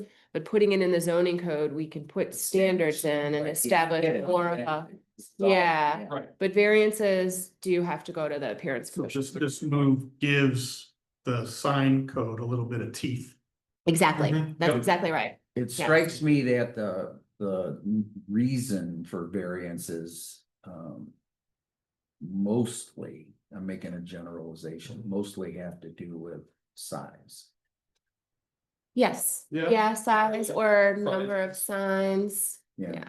And and right now there really aren't standards or guidelines or anything like that dictates it, but putting it in the zoning code, we will establish that. Yep, So, absolutely.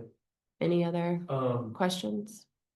Just to quickly finish up the answer for the appearance review question. What we also do in this new code is create some signs, we have a big table in there. That has basically signs that will automatically go to the appearance commission, and it's mostly certain types of downtown signs, monument signs go to appearance commission, pole signs, which are what we call pylon signs. Same thing. And so it just sets some more clear standards of when something will get an appearance, go to the appearance commission for approval, regardless of the sign variance need as well. And that's just for generally larger structures or sign types which require some more, like things like you call them marquee, they're called marquee signs in the code, but they're larger kind of projecting signs, right? Those would be things that require a little bit more sensitivity to their design, how they fit with their surroundings, and that's where you get the appearance review. So Another, I'm gonna say, category of signs is. I don't think we have any examples of these here just yet, but quite often.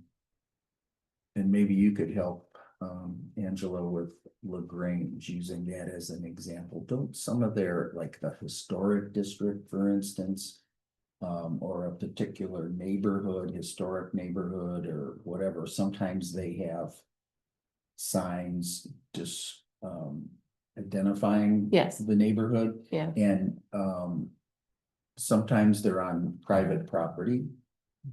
Sometimes, even though the individual homeowner, however it works out for that, allows the placement of the sign that benefits the whole neighborhood. I'm not gonna get into issues like that, but in some places, these signs, I've seen signs like this, and let's just call them neighborhood identification signs. They pop up on rights of way, on parkways. Does this contemplate anything like that? The zoning code regulates private property, so that would be something in the parkway that the village would have authority over. Right, but And so we no, haven't. It wouldn't be. no, the closest thing that we would have in the code, because again, we're largely looking at private property, would be if, say, you had. An example would be, and it might be on public property right now, but it would be an example of one located on private property or in an easement. Would be the historical marker for Dixie Highway at Dixie and Hickory. There's a plaque that talks about the history, right, which isn't a neighborhood marker, but is a similar type of sign. It might be kind of what you're talking about. Well, it's along those lines, and now it gets. It's a category that we include in there. There's historical markers, which are freestanding, and plaques, which are wall mounted. We have both scattered around the village. We account for those as well, because those are sometimes placed on private buildings or on private property. And so we look at those, but as Angela was saying, if it's in the parkway, it doesn't fall under the sign code. It falls under village control directly. Okay, so Or IDOT. then carrying this along, using a specific example, the Ravislow Country Club has to have, I don't know what you would describe them as, directional signs, identification signs, where on a streetlight pole at Park in, I guess that's Oak, The village side. they'll have a sign, and there might be a couple others that are more directional in nature that point to Ravislow. Under what category? So that's a comment. I don't know how those would be regulated by this, or if they're regulated at all, or like you're suggesting, Angela, they're just worked out with somebody in the street department, the public works department. What category would the parking lot sign, the village parking lot signs have? They're not regulated because they're on public property. No. Yeah. So what parking signs? There's no parking in Homewood, come on. Yeah. No, come on, it was in I mean, they're, you know what I'm talking about, they're Yes. illuminate, I mean, they're Yep. very nice, certainly, and why didn't we have them sooner? But, I did two more as well. Yeah. So, two more are going up. But, so that's public property, so that'll be regulated to the village and, again, worked out with village. standards for that kind of thing. So do we, in situations like that, sort of follow our own rules? No, okay. I think that is good. I mean, I don't know, we didn't really, we didn't measure them to see. No, So I I'd say no. think those would actually be, they're under the height requirements, so like, well, not in the downtown district, so. I'm just, No, yeah, this yeah. is, But that could be an example, right? If a monument sign in another district, right, it can only be 5 feet tall, let's say in the D1 district, and we have a parking sign there. It's on public property, it gives us some flexibility to meet a public need for identifying a public we're utility. not finding fault, Sure. I'm just, Yeah, so, okay. Wouldn't that follow like a IDOT standard probably? Typically, for Yeah, a public yeah. sign like that? It depends on if it's on a IDOT right away or a yeah, village right away. village, yeah, where I see some of them, they're, I would say. I mean, that there are things that we couldn't violate, like you said, the IDOT regulations, we technically couldn't put a sign on an IDOT right of way without a permit from them.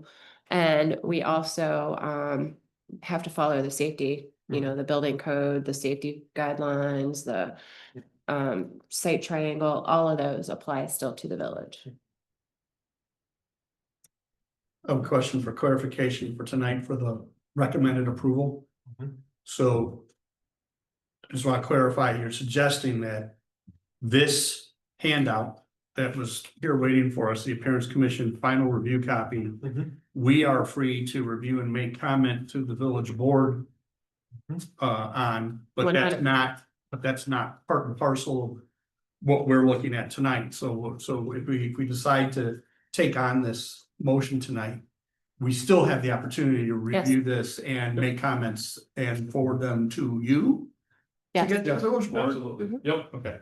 Just And, okay. And, we're still in the final review of this. We're meeting actually with the village attorney next week to do for the village attorney to do a review of it. The Appearance Commission has made their recommendation, but there's still time to work out anything that may be an issue. But as far as parking this into the zoning ordinance and giving it teeth by giving it procedures and standards is really what we're kind of Yes. just talking about. That's up to tonight. you.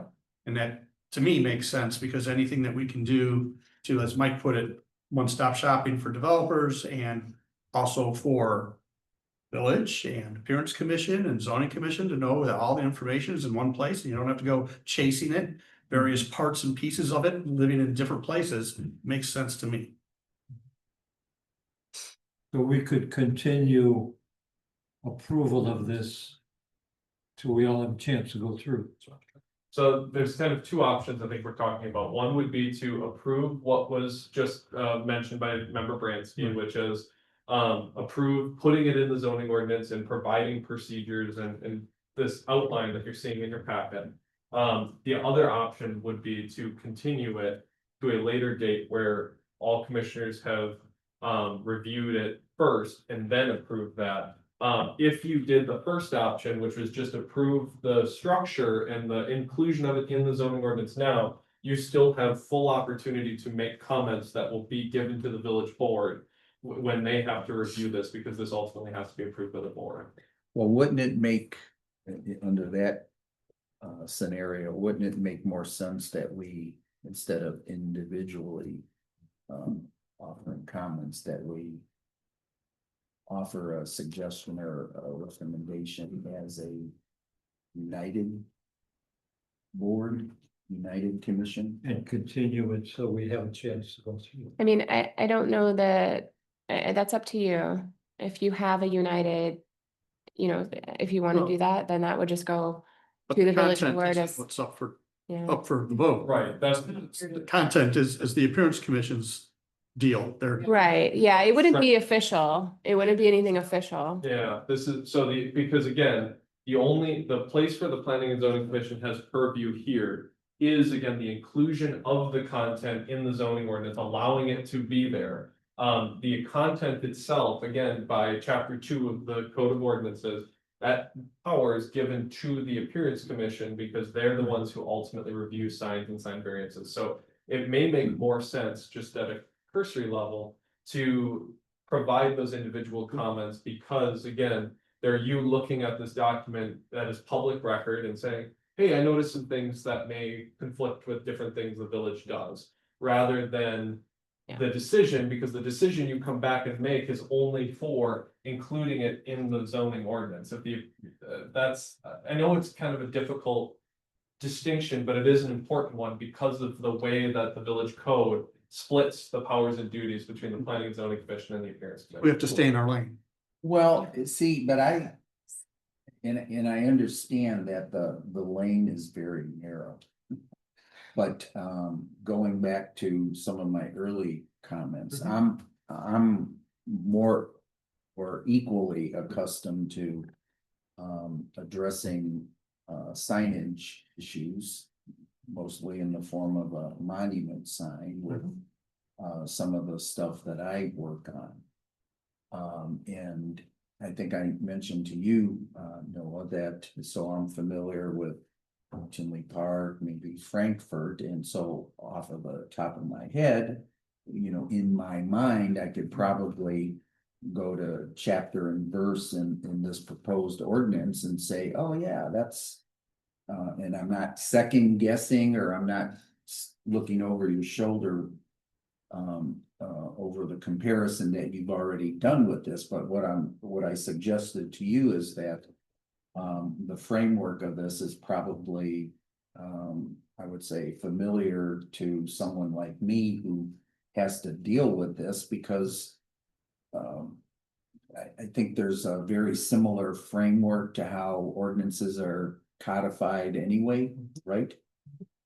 And even like what we're discussing here, the very suggestion of moving this into the zoning ordinance, I mean, that's what everybody does, you know. This will be what, chapter 11 or 12? 10, yep. Yeah, 10. and in, you know, in Frankfurt, it might be 29 or something. Yeah, I mean, it's silly, but I mean, the organization's the same.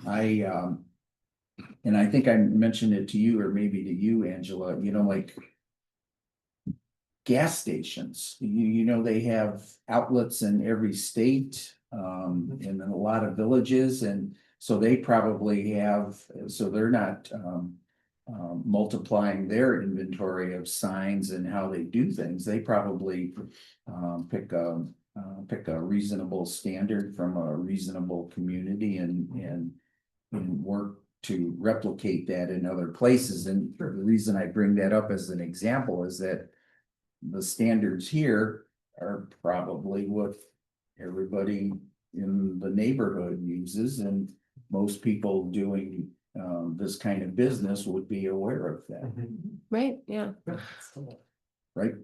yes. Yeah, so I don't know. I'd if I have no problem approving this for its placement, but I would advocate, if we're gonna make comments, that we do it as a board, as a commission. So is there a concern that there are features of what we might review in a case, like say on a site plan review or something, where if all this is embedded in the ordinance, it's not clear to us how to stay in our lane? Like, we want to make sure that there's no cross-pollinating, that we're trying to assess something that is the appearance commission's role versus what's our role. Is there a way to delineate in the content when it does get parked into the zoning ordinance, that this is, or in the procedures that you're gonna write for the appearance commission, here's their scope, and then here's our scope. So that it's clear. Is that kind of one of the things you're kind of Well, concerned about? Sort of, but I think I've already pointed out that from a very practical level, the only, and I mean the only, I can't, I've been thinking about this all week, but especially today with our conversations, the only thing that I could think of that would have any kind of impact on what we do would be a placement of a sign of whatever category monument, pylon, pole mounted, whatever, in a site triangle, you know, like the Yeah. brewery. And that's it. And if there can be maybe some very explicit way of, I don't think that goes away. I mean, that would always be our scope, wouldn't it?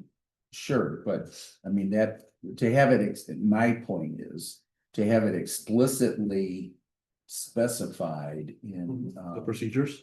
well, in one sentence. Well, and I mean, that's something that would be a comment from you, you know, Yeah, send it to so us. then therefore, It should say that already, Yeah. but Yeah. we can read and that I, and make yeah, sure. I mean, you would know better, this is. Yeah, I believe that's in there. Whose baby is this? That's Noah's, Okay. and I do believe it's in there already, Yeah, but should be on again, instructions. Chapter and verse, okay? 10-10, 44-10-10. yeah, I Okay. do believe it's in there. Either 44-10-10 or under the monument sign requirements, And it's also covered under the site triangle requirements because nothing can be No built in there, structure. so. yeah, so the. So we covered- I think the language in 44-10-10 might be slightly broader to say that it cannot impede any vehicle circulation or visibility or some language like that, but the point still stands that that would include things like site triangle, you know, no. that would never- 4410, what? 10-10, construction and maintenance standards. Construction and maintenance, okay. But Take your word again, I for would it. have to look at the specific code reference. Oh, 1010. Yeah, well, I have no personally, I have no problem, that it logically and reasonably and prudently and wisely goes into the zoning code. I would just, I would still advocate that maybe we spend another, very short, evening, talking about any, or at least just to get a better understanding of things, or. Are we allowed to pitch a recommendation like that, like a group recommendation I mean, at it's- a later Or time? do we need to do it as private citizens? Or, yeah, I don't know. Continuation, but the decisions still remain. I mean, there could be any comments put into the record that evening. yeah, I but mean, It would, I don't know that it would be an official recommendation. no, they would almost. That wouldn't be, That's not our. it's Yeah, not, that's it's what I'm not, thinking. But I mean, I get your idea. It's a good idea. So we aren't duplicating or, you know, leaving gaps, and we could fine tune what we and I mean, want to talk about. you're a public, you know, you're subject to the Open Meetings Act, so we'd have to Yeah, publish again for it, that we were gonna discuss it. no, that you're gonna Yeah. discuss and it. you have to do it 2 meetings from now. Okay, so 44-10-10 Yeah. 4 talks about signs shall be located and designed in a manner that does not interfere with safe vehicular and pedestrian circulation. Or public safety signals and signs, so. Do you want to say scene like cap after that? No, I'm not So, suggesting that. An example would be, we consulted with some, you know, other departments, we consulted with, we'll do a legal review, right? There's other, Yeah. the part of this is engagement with groups of our staff, our hired officials, our elected officials, appointed officials, all are a part of this process. So also you could provide, it could be something maybe, Angela, where it's, we also garnered input as we were finalizing this from the Planning and Zoning Commission. These are comments from commissioners who received a copy Yeah, that would go into the village board report. we That can may be the put best that way in to do it. there, but I don't think it has to Well, be. see, let's step back here for a sec, because, you know, I'm not trying to beat a dead horse or keep us any longer than necessary, but my point is, I always try to provoke thinking. So did I accomplish anything tonight with bringing any of this up? Sure, I think we had good I did? comments. Okay. I think we had good comments, Okay, so, I think they are, I mean, they are good Yeah. clarifications. I okay, think we had. I would recommend continuing it. So that a document from one document from the Planning and Zoning Commission would go forward, as opposed to accommodating immediately a vote tonight and then subsequently sending at different dates different individual comments. But we would not receive that document as part of the recommendation. The recommendation would still be just the language that is in the motion, which is simply, can this, basically, is the sign code allowed to be in the zoning ordinance? That's the only thing we're voting on. Yeah. A statement would We still don't- be received separately as basically new business, almost as Yeah. a separate item that would be. Which I know sounds like we're really getting into the legalese of all of this, But we but are. it is important because we don't want a situation as may have been discussed over email where, you know, we start trading back and forth, say. You disagree with something, the appearance commission does, and we end up in a deadlock where we're going back and forth between Exactly. commissions. Including the appearance commission, who has the ultimate authority over the content of that section. If you wanna vote on the content, go get on the appearance commission. Right, yeah, I think it would be tough to get a uniform, I mean, definitely individuals as, you know, members of the planning and zoning commission, you are experts at the zoning code, and this will become part of the zoning code, so anything you see in there definitely would be a relevant comment if you wanted us to forward it to, if you wanted us to look at it or to forward it to the village board who has the final say. But I don't think a group recommendation would stand. By group, I meant an official. Well, it wouldn't have any Approval more of- weight than our comments individually, should we have them? Because it can't, because that's not our lane, right? That I think is what we were trying to say, yeah. Well, see, I'm sure I mentioned it this afternoon. We're approving a text amendment, right? Yes, So does that not imply we're approving text? Which implies content? I mean, I guess the way you can look at it is, yes, you're approving, you're recommending approval of the text amendment. And so you are one body that when the village board looks at this, they're going to look at the appearance commission reviewed over the last year, the sign code, and they recommended approval of the content. Mhm. And then you're recommending that it be put into the zoning code. So yes, you are essentially, I guess, taking the recommendation of the appearance commission and trusting that recommendation Okay. and voting on that. If that makes sense. It does. So you're But working do you- together on Do you your, read a contract when you sign your name to it? yeah, Yeah, I So mean- all I'm saying is, and I'm not trying to be. oh yeah, and that's, if you want to continue it, that's, Right. what's- again, that's up to you all to vote on whether you want to continue it or not. If it's also a matter of general comfort, right? Even Yeah. even if again, you're not looking to change any of the content necessarily outside of your own comments, if you feel more comfortable. Knowing what's in that content before Yeah, approving before- it into the That makes sense. that is something that's open to you as well. There's a lot of, the only thing is the commission ultimately has to make a decision on what avenue they wish to take with this and what their comfort level is with it. The appearance commission has had a year to work through this and has had, I believe, 4 public workshops, multiple Yeah. meetings last year as the code came together. And so they've had a remarkable level of input that has been in public forums as well. It's been talked about with members of the public at public input gatherings, things like that. There's been a lot of input that's gone into it. So you can trust that. But again, Mike, with what you're saying about contracts, that is fair if you feel the comfort level is you want to at least know what's going to be in there, even if you're not looking to change everything that's inside of that, you still just want to know what it is. And that's fair. Yeah, I mean, that's up to you. You guys can vote on that. That's- But considering Mike's point, ultimately, when we go to vote on it, whatever issues or recommendations you might have about the content, they aren't going to bleed into this motion. This motion's gonna stay the way it is and get voted on, whether we do it tonight or whether we do it a month from now. So it really Right? is just. So the about your comfort level. recommendations of content still have to go separately, whatever path that might be. Yeah, and Essentially- sorry, go ahead. it's really just about your comfort level. If you want to review it and you feel more comfortable reviewing it first, then continue it to the next So if you meeting. don't like something in it, then you just vote no on it. Basically voting to move it from one folder in Windows Explorer to. Basically. All we're doing, Wherever part- so- But you also, It's a by very good way to put it. voting in that narrow lane, you don't lose your ability as a commissioner to still provide comment to the process They're just two different things because one needs an official recommendation, part of the legal process of this.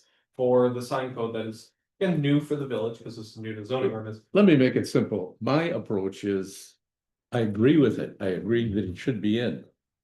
But the discussion that I've heard tonight, I haven't heard that if we move forward and make the vote tonight, there is no scheduled further discussion of it. There's not, no. No, not until the village board. Will there be? No, No. well, at For Village us. Board, no, not for you, no. Not for us. Content. Everything that was being discussed here tonight. No, that will not be discussed by the. So it'll be individually. If we If you want. individual commissioners want to make a comment, we do it that way. Go for it. I have three quick questions. Okay, This particular document that you gave us tonight starts on page 26. Mhm. And it goes to 70. And in the material that we received on page 29, it says these ordinance will contain most sign regulations. So what are the first 25 pages? If this says most, So 26 through 70, that is pages 26 through 70 of the appearance commission agenda. That was, I took that final copy because it's exactly what the appearance commission looked at and approved. I just took that for tonight's exhibit that was provided. I know member Cap requested a copy, and when one requested a copy, we provided a copy of materials to everyone. I took that copy out of that packet just because it is the most recent copy that we have of this code, all the way up to when the appearance commission looked at it. okay, what's the first 25 pages? The meeting minutes from several meetings. from Okay. the appearance commission. Okay. In the materials, it identifies, in the standards, I should say, text amendment standards, it identifies this old one as the previous sign code. It's really the current sign It code. should say current, that's correct. Okay. Just a comment, an observation, if you will. The old sign code that you gave me in October, it's 13 pages. mhm. This is 44. It's more than 3 times. So it sort of is a comment on society today and how things have changed. You know, the new technology, the new everything. Yeah, There are a lot of sign types and sign considerations that are not included in the old code. You start adding things like LED board signs, things like that. Things start Exactly. To change new LED lighting, new technologies of building mounting, of, new materials, it changes a lot, so. I don't know how many of my fellow commissioners here have seen the old 1997 code. I mean, it is ancient. Yeah. Going too fast through the code. It is might miss very it. ancient. It's by pretty quick. No, so. it's not an easy to read document. So are we taking a vote? Yes. Would you I like a have motion? one last question. That's it, that I I'm have. waiting for a motion. Enforcement. Any enforcement on anything in the code? How is that arrived at and how is that done? So that falls under the same way we would currently do that, where those violations are cited by code enforcement as a violation, and depending, I think, on the type of violation you have, it'll go through different procedures because but that all goes through the building department and the code enforcement officers within it. So that gets the same enforcement that it does right now. The goal is by strengthening some of the maintenance standards, the construction standards, we put, again, member Bransky called it more teeth. It provides more clarity on what the code enforcement officers should look at and what deems to be, say, a maintenance violation. or something Okay. like that. The last comment I'll make, because it's late. There is a situation with the Homewood Brewery that it came up, when it came up, that I have asked 8 or 10 times about. It's a stop sign. Mhm. It's a stop sign on the access. There is no access in any of our records that identifies an access. Miller Court is a court. There can be a street, an avenue, a boulevard, a road, or whatever. Mhm. Since Homewood Brewery came in, they have purchased the property of Mamma Mia Pizza. Yes, So they own both sides of that access on the north side of the brewery. Now, does that become a private road because they own both? It's on private property, okay? But the function is a stop sign. If you take a look at that property, both sides, here you have Miller Court on the south and you have the access on the north. Because Miller Court is a street, a bona fide street, authorized that way, there's a stop sign. The visibility there is broader because of the way it's designed. However, on the access, there is no stop sign. Right. At the time that the Homewood Brewery was being discussed, there was a discussion with regards to signage that we would recommend. And we were told at that time that we have no right to recommend signage on an applicant's property. Okay, but it's a safety issue. And at that time, the discussion was with regards to one way and whether that access would be a one-way in or a one-way out. And the problem with that further is that you have utilities on the north side. I'm sorry, on the south side of Mamma Mia Pizza. Okay, those utilities are protected by bollards. It sticks out 20 inches. Okay, the width at grade level is 21 feet 4 inches.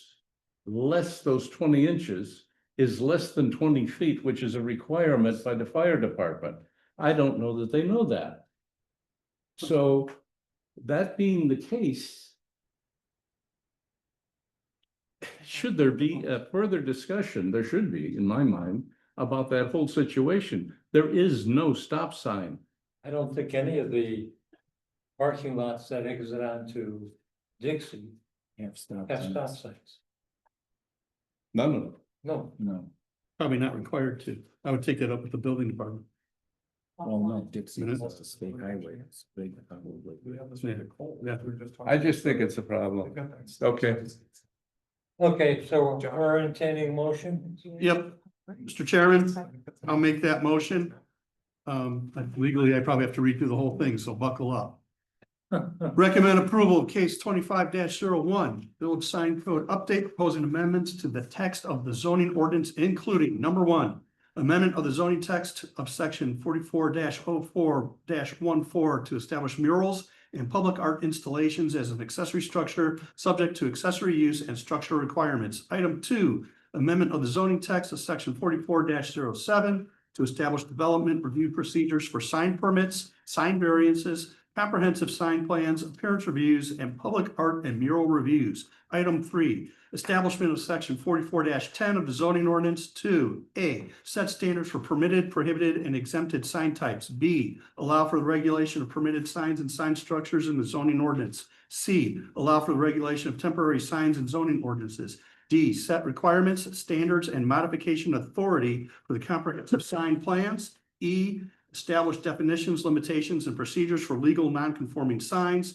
F, create new construction and maintenance requirements for permitted signs. And G, establish definitions for terms related to the regulation of signs and sign structures. And incorporate the findings of fact into the record, of which there are 5. Very good.